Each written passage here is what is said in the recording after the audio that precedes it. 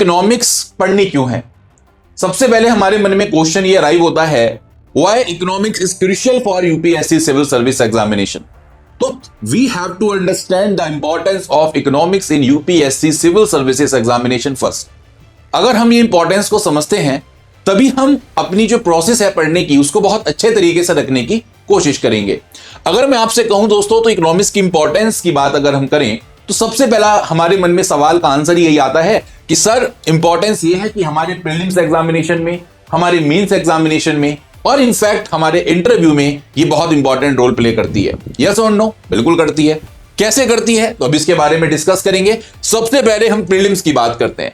आप प्रीलिम्स में पिछले 10 इयर्स का if you find the record of the last 10 years तो आप देखते हैं कि इकोनॉमिक्स के क्वेश्चन अच्छा खासा वेटेज आपके इकोनॉमिक्स के क्वेश्चंस का आपको देखने को मिलता है, राइट। और इस क्वेश्चंस में भी कुछ क्वेश्चंस इजी होते हैं, कुछ मीडियम्स होते हैं, कुछ डिफिकल्ट होते हैं।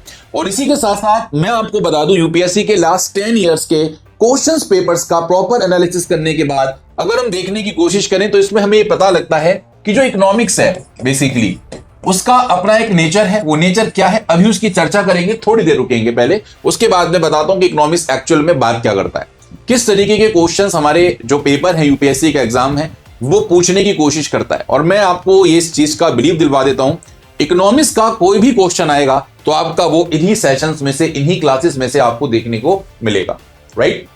Now we see the importance in the particular mains का सेक्शन।